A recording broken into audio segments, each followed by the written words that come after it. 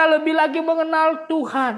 Berusaha dengan sungguh-sungguh mengenal Tuhan. Berusaha dengan sepenuh hati datang kepada Tuhan. Berusaha dengan ketekunan, kesetiaan, kedisiplinan, bahkan yang tidak mau menyerah untuk mengikut Tuhan. Karena kita sudah berkomitmen, karena kita sudah mengambil keputusan, apapun resiko, apapun yang saya hadapi, saya tetap setia, sungguh-sungguh mengenal Allahku, sungguh-sungguh beribadah kepada Allahku. Sehingga ketika engkau beribadah, engkau tidak pernah menyesal, engkau tidak berkata rugi. Ketika engkau meninggalkan pekerjaanmu, meninggalkan kepentinganmu, meninggalkan aktivitasmu untuk kamu mau bersekutu dengan Tuhan 1 jam kah, 1 jam setengah kah, engkau tidak pernah menyesal meninggalkan itu, karena engkau sudah menemukan Allah, engkau sudah menemukan Bapa, engkau sudah menemukan Sang Pemilik kehidupanmu. Walaupun engkau meninggalkan aktivitasmu, tapi engkau sudah mendapatkan harga atau kesempatan yang lebih besar untuk bertemu dengan Tuhan.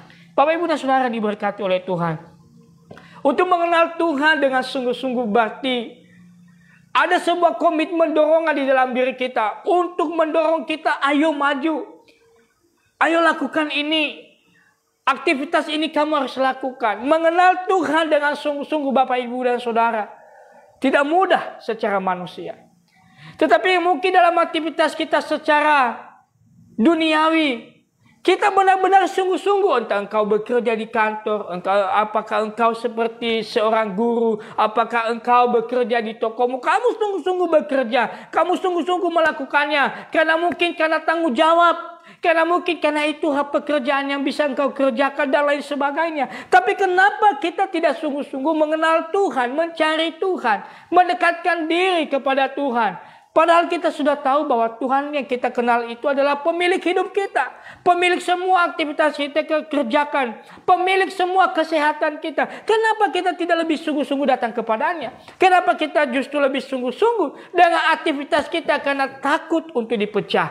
Takut untuk ditinggalkan. Takut kalau dimarahi. Takut kalau tidak ada penambahan gaji dan lain sebagainya. Bapak, Ibu, dan Saudara diberkati oleh Tuhan. Bukankah hal-hal demikian yang terkadang kita boleh meninggalkan persekutuan dengan Tuhan, yang terkadang kita boleh meninggalkan ibadah kita, terkadang kita meninggalkan suami dan istri, habis waktu untuk bekerja, habis waktu untuk aktivitas yang lain. Kita sungguh-sungguh di sana, tapi ketika aktivitas rohani, berdoa, melayani, datang beribadah, mengambil bagian dalam pelayanan, kita merasa berat. Kita merasa tidak ada untung. Kita merasa rugi. Dan kita merasa, aduh, nggak ada sesuatu yang saya dapatkan di sana. Padahal engkau sudah tahu. Engkau melayani Tuhan. Engkau sudah menikmati Tuhan. Engkau sudah menikmati berkatnya. Kenapa engkau tidak menyerahkan hidupmu sepenuhnya kepada Tuhan? Kenapa hanya dalam aktivitas rohani yang sementara, aktivitas jasmani yang sementara, engkau begitu tulus, begitu jujur mengerjakannya? Tapi kenapa ketika dalam aktivitas rohani kita merasa rugi, kita merasa tidak ada untung, kita hitung-hitungan, kita tidak ada kerelaan. Tapi kenapa dalam aktivitas jasmani, wah luar biasa waktu kita serahkan, tenaga, pikiran, bahkan 24 jam terkadang kita pakai untuk melakukan aktivitas secara jasmani.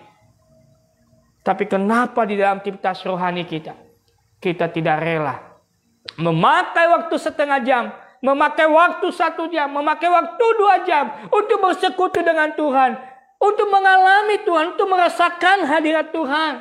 Bapak, Ibu, dan Saudara, ketika kita sudah mendapatkan makanan yang sesuai dengan selera kita, rasanya sesuai dengan selera kita, walaupun itu jauh, walaupun itu macet, walaupun itu banyak tantangan, tapi karena rasa makanan itu sesuai dengan keinginan kita, kita pasti mengejarnya, kita pasti berusaha sampai di tempat makanan itu. Sehingga makanan itu ketika kita menikmati, kita merasa lega, kita merasa puas. Bapak, Ibu, dan Saudara diberkati oleh Tuhan. Apakah kita tidak puas semua yang sudah Tuhan sediakan bagi kita? Apakah kita tidak pernah berpikir, yang tidak pernah terpikirkan oleh kita, yang tidak pernah terdengar oleh telinga kita, Tuhan sudah sediakan bagi kita? Apakah hal-hal itu tidak menggugah hati saya dan hati Bapak, Ibu Untuk semakin mengenal Tuhan lebih sungguh-sungguh. Apalagi Tuhan yang kurang bagi saya. Saya mau lebih mengenal Engkau. Apa yang tidak sesuai dengan di hadapan Tuhan dalam hidup saya. Saya mau meninggalkan. Saya mau meninggalkannya. Saya berusaha untuk meninggalkannya. Kenapa kita tidak pernah berkata demikian? Kalau aktivitas kita secara makanan saja. Kita berusaha untuk mendapatkannya. Kenapa dengan hal-hal rohani kita? Kita tidak pernah berusaha. Kita merasa rugi. Bapak, Ibu, dan Saudara. Walaupun kita kuat secara jasmani. Kita ketawa secara jasmani. Kita ceria secara jasmani. Tetapi kalau kita kosong secara rohani. Hal-hal yang jasmani itu tidak akan pernah bertahan sampai kapanpun dalam hidup kita. Hal-hal yang kelihatan itu tidak akan pernah bertahan di dalam kehidupan saya, dalam kehidupan Bapak Ibu. Tetapi hal-hal yang tidak kelihatan ketika kita sudah mengising, ketika kita sudah mendapatkan, maka hal-hal yang jasmani itu akan terus mengikuti dalam kehidupan kita. Dan kita tetap kuat. Walaupun secara fisik kita mungkin lemah karena tantangan, godaan yang kita hadapi dari luar. Tetapi secara rohani kita kuat. Kita mampu berkata terima kasih Tuhan. Kita mampu berkata aku punya Tuhan. Kita mampu berkata Tuhanku adalah Allah yang hidup. Kita mampu berkata saya pasti menjadi pemenang dalam setiap pergumulan ini. Tapi kalau hanya kekuatan secara jasmani. Bukankah banyak orang kita melihat. Saudarakah, teman-teman kita kah, rekan kita kah, yang sudah mulai menyerah. Yang sudah mulai mengambil jalan sendiri. Yang sudah mengambil keputusan yang salah dalam hidupnya. Kenapa kita tidak belajar dalam hal itu? Aku punya Tuhan. Walaupun ada bertubi-tubi pergumulan. Tapi aku datang kepada Allah yang tahu keadaan saya. Aku datang kepada Bapa, pemilik kehidupan saya. Saya percaya Dia tidak akan pernah membiarkanku. Bapak, Ibu, dan Saudara, maukah kita menjalani hidup dalam dunia ini dengan kekuatan secara jasmani kita, pikiran kita, intelektual kita, jabatan kita, wibawa yang kita miliki, harta yang kita miliki, maukah yang sementara itu memimpin hidup kita, atau kita mau yang kekal itu yang memimpin kehidupan kita? Malam hari ini boleh kita mengambil sebuah keputusan dalam hidupku. Tuhan, malam ini aku mau lebih lagi sungguh-sungguh mengenal Tuhan. Aku mau lebih lagi sungguh-sungguh mencari Tuhan. Ampuni saya Tuhan. Jikalau selama ini waktu saya serahkan sepenuhnya. Untuk mencari apa yang saya inginkan. Untuk mendapatkan apa yang saya inginkan. Walaupun itu terkadang mengecewakan. Terkadang menyakitkan. Tapi saya terus mencari. Tapi malam hari ini Tuhan. Malam hari ini firman Tuhan berkata. Supaya saya lebih sungguh-sungguh lagi mencari Engkau. Supaya saya lebih sungguh-sungguh lagi mencari, mendapatkan Engkau. Firman-Mu selalu saya baca setiap hari. Firman-Mu selalu ada di HP saya, Alkitab di HP kita mungkin. Atau Alkitab secara buku di rumah saya. Di situ Tuhan ada, berbicara selalu dalam hidup kita. Dan mungkin selama ini kita baca lewat begitu saja. Kita dengar lewat begitu saja. Kita berkata, wah, tidak ada manfaatnya.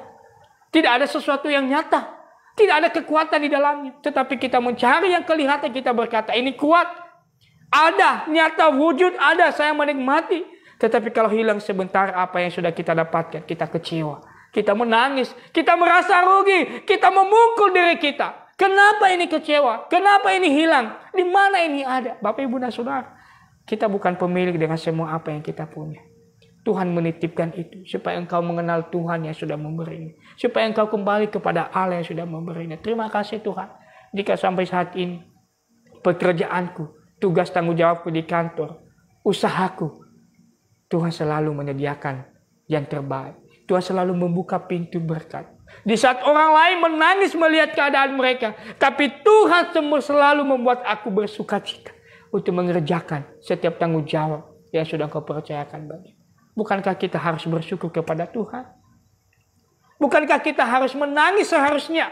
Yang tidak layak kita terima, yang tidak layak kita kerjakan, tapi Tuhan menyediakan bagi kita.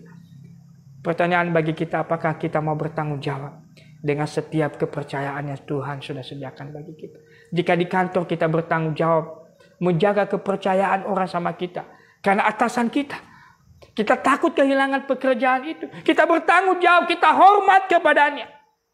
Dua tangan ini pun kita bisa berikan. Tetapi kenapa kepada Tuhan?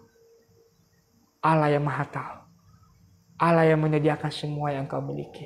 Allah yang menyediakan semua yang kita punya, yang saya punya. Dalam pelayanan saya. Kenapa aku tidak bersyukur kepada Tuhan? Malam hari ini Bapak Ibu dan Saudara, saya mengingatkan kita, komitmen kita selama mengikuti Jumat Agung dan Paskah. Mungkin engkau sudah menangis saat itu. Engkau bertobat karena menyaksikan peristiwa penyaliban Tuhan Yesus. Engkau berkata, Tuhan terima kasih, engkau telah mati bagiku. Sesungguhnya aku yang